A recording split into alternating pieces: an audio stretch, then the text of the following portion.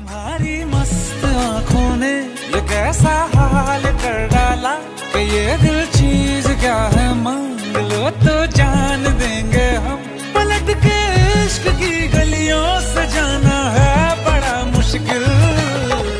दिल गलती तुम्हारी मस्त आंखों ने ये कैसा हाल कर डाला कि ये दिल चीज क्या है मांग लो तो जान देंगे हम पलट के इश्क की गलियों से जाना है रोज के करास लड़ाबू तहरे से प्यार करबू झगड़ाबू तहरे से दिल लगा ले बानी तहरे से पूरा भइल सपना हमार बचपन के धन बनी राजा हो। अच्छा बोला। अरे धन बनी राजा हो रानी तोहर बन के धन